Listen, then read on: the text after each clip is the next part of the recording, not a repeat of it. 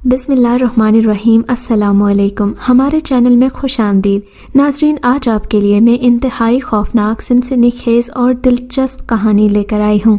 लेकिन कहानी शुरू करने से पहले आपसे गुजारिश है कि अगर आप हमारे चैनल पर नए हैं तो हमारे चैनल को ज़रूर सब्सक्राइब कीजिए ताकि आपको हमारी वीडियोस सबसे पहले मिलें। कस्बे के आखिर में वाक़ई फर्नीचर की इस दुकान में बैठा मैं अपने उस्ताद को याद कर रहा था, जिसने अपनी सारी ज़िंदगी की जमा पूंजी मेरे नाम कर दी थी और ख़ुद इस दुनिया में मन्नू मट्टी तले जा सोया था। उस्ताद अक्कू को सभी लोग बहुत प्यार करते थे, मगर मेरे लिए उसके दिल में एक नरम गोशा था, क्योंकि मेरे घर में सिर्फ़ एक बेवा माँ थी। मेरे वालिद एक हादसे में फ़ौत हो चुके थे। वालिद ने ही दरख्वास्त करके मुझे अक्कू उस्ताद के पास काम पर रखवाया था। अब अक्कू उस्ताद ही मेरा बड़ा था, वही मेरी ज़िंदगी के फ़ैसले करता और मेरे लिए एक ढाल बनकर रहता। मगर कहते हैं कि इंसान को कभी न कभी हमेशा के लिए अकेला ज़रूर होना पड़ता है। मेरे साथ भी ऐसा ही हुआ था। अक्कू उस्ताद चंद ही दिनों में बिस्तर पर जा लगा। खुदा जाने उसे क्या बीमारी हुई थी जिसने उसकी जान ले ली और वो भरी जवानी के दिनों में अपने रब को प्यारा हो गया। मैं अक्कू उस्ताद को याद करता तो अक्सर उदास हो जाता। अक्कू उस्ताद की ख्वाहिश थी कि फ़र्नीचर की इस दुकान पर वो शीशे भी रखवाए। मेरी तरह अक्कू उस्ताद का भी इस दुनिया में कोई नहीं था। उसने अपनी दुकान मेरे हवाले कर दी थी। मरने से पहले उसने मुझे वसीयत की थी कि मैं कभी किसी के साथ झूठ ना बोलूं, औरतों की हमेशा इज़्ज़त करूं और नमाज की पाबंदी करूं। अक्कू उस्ताद को बड़ा मानकर मैं इन सब चीज़ों पर पाबंदी से अमल किया करता था। फिर मैंने सोचा क्यों ना उसकी शीशे वाली फरमाइश भी पूरी की जाए। अक्कू उस्ताद, आज से इस दुकान में बड़े बड़े शीशे कद आदम आईने बिका करेंगे। मैंने बड़े फ़ख्र से कहा था, क्योंकि दुकान में अब काफ़ी पैसा आ चुका था जिससे मैं नए शीशे ला सकता था। चुनाचा मैंने ऐसे ही किया। मैंने 10,000 रुपये के शीशे दुकान में मंगवा कर रखे तो मर्दों से ज़्यादा ख़वातीन की तवज्जो का मरकज़ बन गए। अब मेरी दुकान पर ख़वातीन आती। उनको चूँकि अपनी खूबसूरती देखने का बहुत शौक़ होता है, इसीलिए वो शीशे ख़रीदना चाहती थीं। मगर ये कोई आम आईने नहीं थे, बल्कि दीवारों में लगने वाले बड़े बड़े कदादम आईने थे। कुछ दिन तो ख़वातीन आती रहीं। एक तो बेगमात ने मुझसे कुछ आईने ख़रीदे भी थे। मगर एक दिन एक लड़की शाम के वक्त इठलाती हंसती खेलती मेरी दुकान की तरफ आई। मैं उसे देखकर हैरान रह गया। वो हुस्न का एक नायाब शाहकार थी। उसे देखकर इंसान दुनिया के सभी गम भूल जाए। जब मैंने उस लड़की को देखा तो मेरी नज़रें उस पर से हट न रही थीं।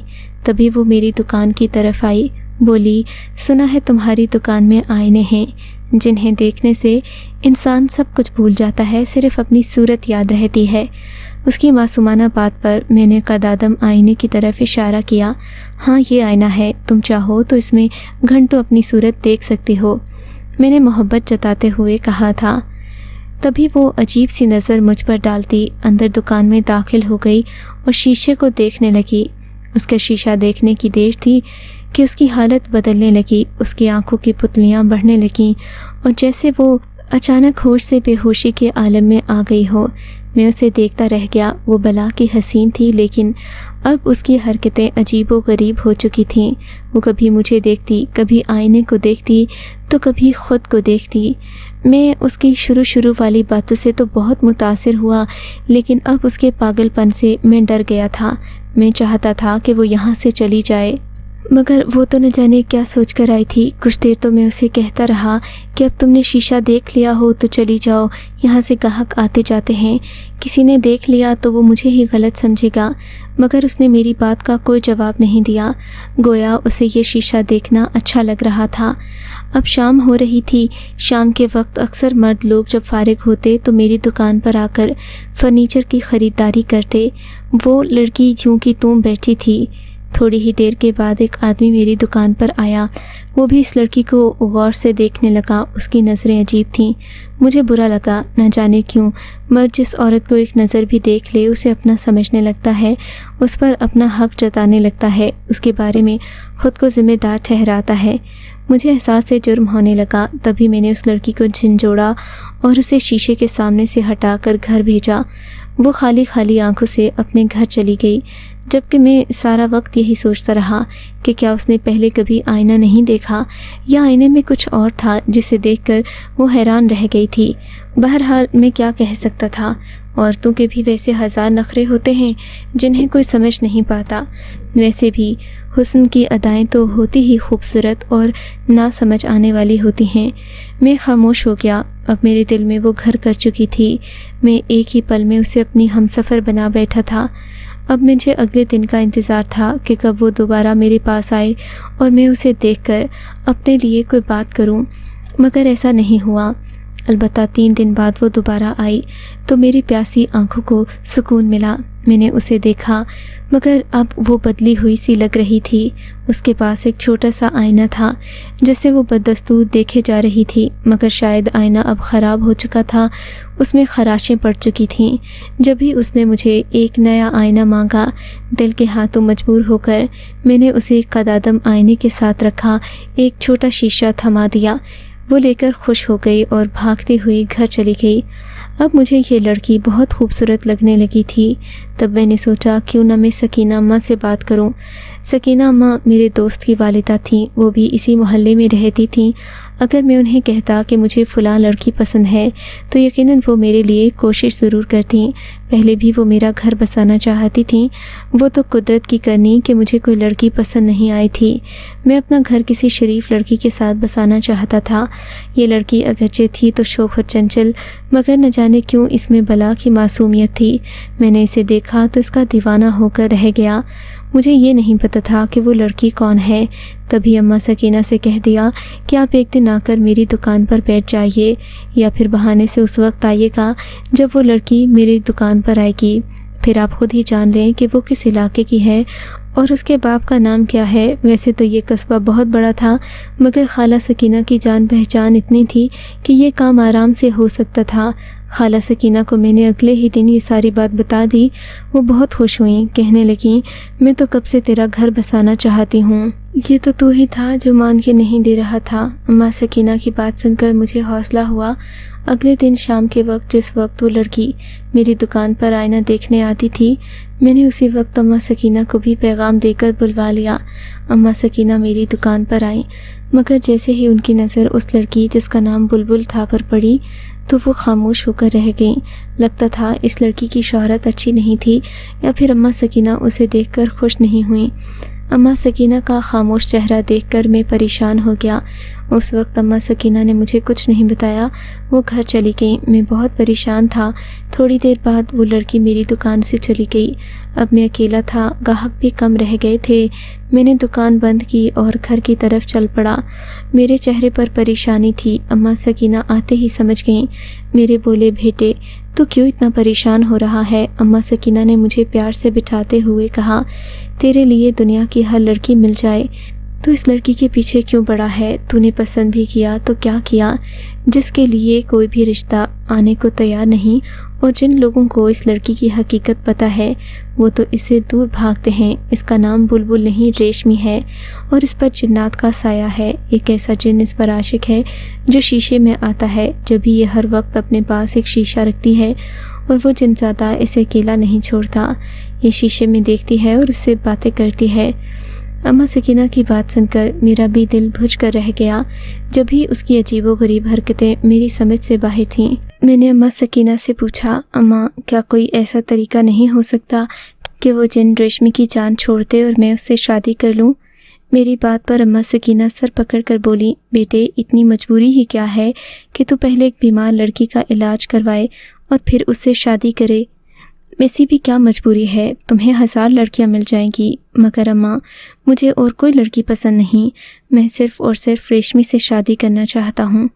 میرے منہ سے ریشمی کا نام سن کر اماں سکینہ مسکرا پڑیں۔ اچھا میں پتہ کرتی ہوں کہ ایسا کوئی حل ہو سکے تو میں تیری شادی ریشمی سے ہی کرا دوں، مگر بیٹے ماں ہونے کی حیثیت سے میں تجھے یہ نصیحت کرتی ہوں کہ تو کسی ایک عام لڑکی سے شادی کر لے جو تیری زندگی کو خوشیوں سے بھر دے۔ ایسا کرنا تمہارے لیے اچھا نہیں ہوگا۔ تم اپنی آنے والی نسلوں کا بھی سوچو۔ ایک عورت صرف بیوی نہیں ہوتی، وہ کبھی نہ کبھی ماں بھی بنتی ہے۔ تب تمہاری نسل کا ایک ایسی عورت کی کوکھ میں پلنا مشکل ہو جائے گا جس پر پہلے ہی غیر مرئی مخلوق کا سایہ ہو۔ अम्मा सकीना की बात तो ठीक थी, मगर बुरा हो इस इश्क का जो इंसान को अक्ल से अंधा कर देता है। मैंने अम्मा सकीना से कह दिया, शादी करूँगा तो रेशमी से, वरना कंवारा ही मर जाऊँगा। अम्मा सकीना मजबूर हो गईं, सकीना के घर मेरा रिश्ता ले गईं। सकीना की वालिदा ने तो खुदा का शुक्र अदा किया, क्योंकि सकीना का किसी माकूल घर से रिश्ता नहीं आ रहा था। जो भी आता वो उसकी हालत देखकर इनकार कर देता। एक में था जो उसके हुस्न का घायल हो गया था और अब उसी से शादी करना चाहता था। रेशमी की माँ ने खुदा का शुक्र अदा किया और इस रिश्ते के लिए फ़ौरन ही हाँ कर दी। अगरचे रेशमी की सेहत कई मसाइल का शिकार थी, मगर उसके रिश्ते पर हाँ होने में मुझे बहुत खुशी हुई थी। मैं तो खुशी में फूले न समा रहा था। मैंने अम्मा सकीना से कह दिया कि शादी मैं धूमधाम से करूँगा। मैं अपनी पसंद की लड़की को पा लेने की खुशी में बहुत खुश था। बहरहाल जल्द ही वो दिन आ गया जब मेरी और रेशमी की शादी तय कर दी गई। अब मुझे उस दिन का इंतज़ार था जब रेशमी दुल्हन बनकर मेरे घर आएगी। मेरे सब दोस्तों को भी मालूम था कि मैं रेशमी के इश्क में कितना पागल हूँ। बहरहाल वो दिन आ ही गया जब रेशमी खूबसूरत लाल जोड़े में सजी संवरी मेरे घर लाई गई। अम्मा ने मुझे सख्ती से मना किया कि अगर रेशमी कोई भी गैर मामूली हरकत करे तो मैं बिना किसी बात का लिहाज किए अम्मा को बता दूं, ताकि वो बर वक्त इस बात का हल कर सकें। वैसे तो रेशमी की वालिदा ने काफ़ी कुछ बताया था कि अब रेशमी पर वो दौरे नहीं पड़ते जो उसे पहले पहल पड़ा करते थे। हो सकता है कि आसेब चला गया हो, मगर फिर भी एहतियात ज़रूरी है। रेशमी की वालिदा मेरी बहुत शुक्रगुजार थीं। शादी की रात में रेशमी के लिए कीमती कंगन तोहफे में लाया था, मगर जैसे ही मैं उसके कमरे में गया, मैंने करीब जाकर रेशमी का घूंघट उठाया तो उसने मुझे अजीब नज़रों से देखा। उसकी आंखें लाल सुर्ख हो रही थीं। ऐसा लगता था वो अभी उठकर मेरा गला दबा देगी और मुझे इस दुनिया से ही रुखसत कर देगी। मैं उसे कंगन पहनाते पहनाते रह गया। दूर जाकर सोफ़े पर बैठा तो रेशमी ने अपना घूंघट एक झटके से पलटा और मेरी तरफ देखने लगी।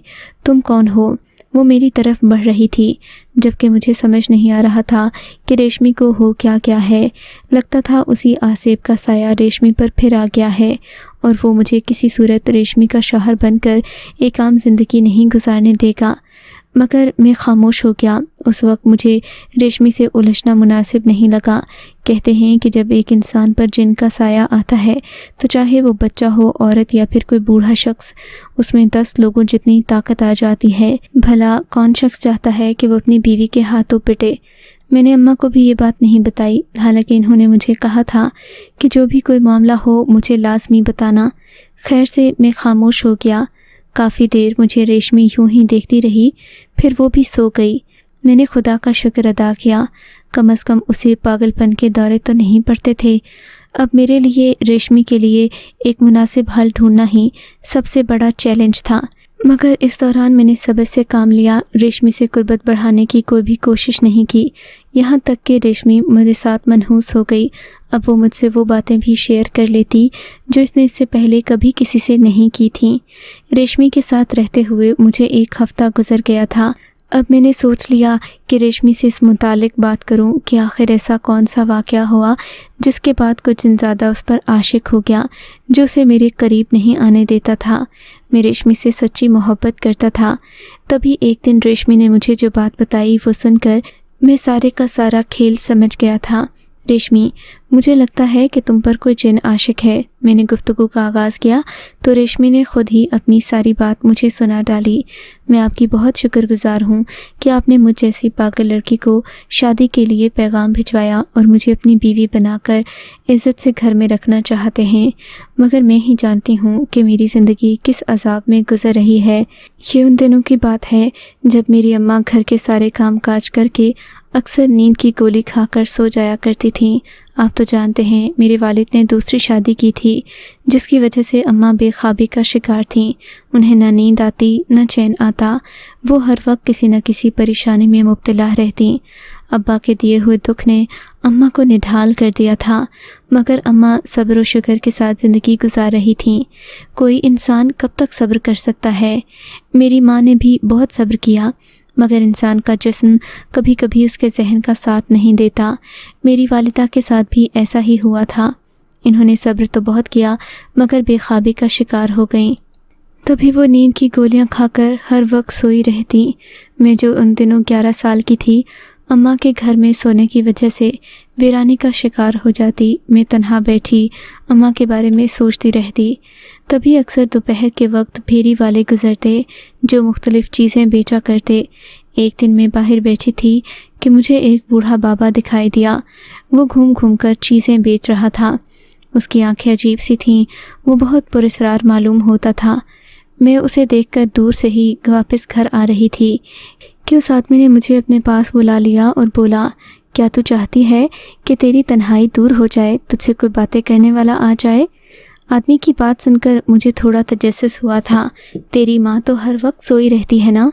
उस आदमी ने ये कहकर मेरे अंदर की तन्हा लड़की को जगा दिया था। हाँ, अम्मा सोई रहती है, मेरे साथ बातें करने वाला कोई भी नहीं।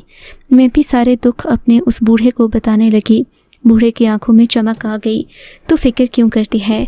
मैं तुझे एक ऐसी चीज़ देता हूँ जो तेरी तन्हाई दूर कर देगी। बूढ़े की बात सुनकर मैं हैरत से उसे देखने लगी। तब उसने अपनी पुरानी सी पटारी से एक गंदा मैला शीशा निकाला और बोला, इसे पानी से धोकर इस्तेमाल करना, ये तेरे लिए एक साथी लेकर आएगा।